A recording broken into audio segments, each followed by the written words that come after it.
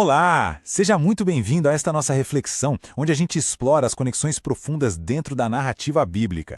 Hoje, a gente vai mergulhar na história de uma figura fascinante do Antigo Testamento e ver como ela se liga de uma forma surpreendente com a figura central do Novo Testamento. Pois é, essa é a nossa pergunta principal. Como é que a história de Josué o Conquistador e a de Jesus, o Cristo, que viveram com séculos de diferença, se conectam de um jeito tão profundo? A resposta, olha, está num conceito poderoso que amarra toda a Escritura. Ok, vamos entrar nisso. Para a gente conseguir desvendar essa conexão, primeiro a gente precisa entender o que é a tal da tipologia bíblica. Pense nela como uma ferramenta essencial para a gente compreender a unidade de toda a história da redenção. É muito importante entender uma coisa: tipologia não é sair por aí caçando semelhanças aleatórias. Não é isso. É sobre perceber um padrão intencional que o próprio Deus colocou na história, onde pessoas e eventos do passado funcionam como sombras, sabe? Como se fossem prévias de uma realidade muito maior que seria totalmente revelada em Cristo. E essa ideia é fantástica. Ela nos ajuda a ver a Bíblia não como livros soltos, mas como uma única história, que vai caminhando da sombra para a realidade. O tipo, então, é a promessa terrena, física, enquanto o antítipo é o cumprimento espiritual eterno.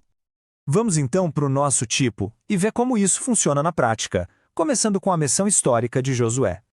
Josué foi uma figura-chave. Sem dúvida, ele assumiu a liderança depois de Moisés e conduziu o povo de Israel para fora do deserto, finalmente entrando na terra prometida. O objetivo dele era muito claro: dar um lar físico, um lugar de descanso depois de tantos anos de peregrinação e guerra. E ele cumpriu essa missão. Mas o descanso que ele deu era limitado. E é exatamente aí que a gente entende o propósito de um tipo. Porque a obra de Josué, mesmo sendo tão importante historicamente, era, na verdade, incompleta. Ela apontava para algo muito, muito maior. Vamos firmar bem essa ideia.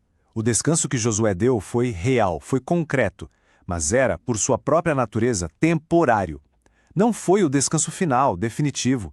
As guerras continuaram, o povo desobedeceu e aquela paz nunca foi permanente. E o ponto crucial é que o próprio Novo Testamento, lá no livro de Hebreus, confirma isso. O autor argumenta que o descanso de Josué era só um prenúncio. A própria Escritura nos diz que a promessa de um outro dia de descanso ainda estava de pé, ou seja, a obra de Josué apontava para um cumprimento futuro. E aqui a gente vê a realidade gloriosa. Cristo cumpre o que a missão de Josué apenas prefigurou. Ele oferece um descanso muito mais profundo, muito mais duradouro. Não é um descanso de inimigos terrenos, mas dos nossos maiores inimigos espirituais: o pecado, a culpa, a separação de Deus. E ele garante um descanso que é eterno. Mas não para por aí. Essa conexão fica ainda mais forte quando a gente olha para alguns paralelos diretos e impressionantes nas jornadas dos dois. Primeiro, vamos lembrar que antes de Josué liderar a conquista, a nação de Israel passou por um período de 40 anos de provação e purificação lá no deserto. Agora, olha que incrível.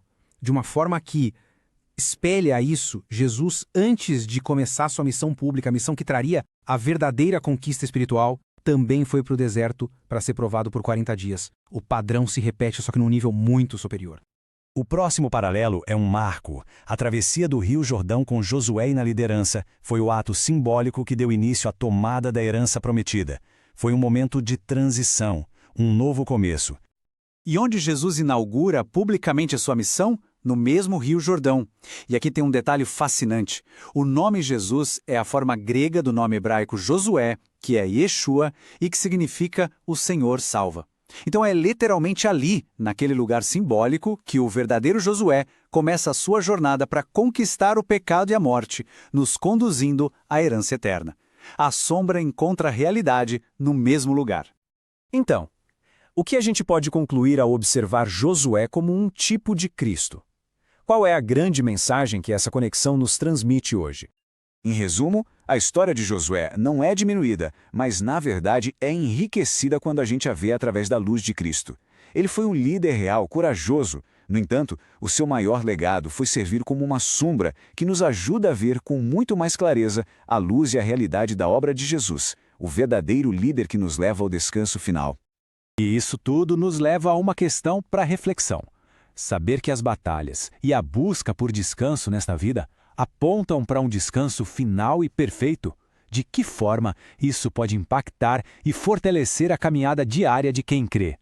Se esta reflexão sobre a unidade da Escritura foi edificante, curta e compartilhe este conteúdo para que mais pessoas possam descobrir essa profunda verdade bíblica.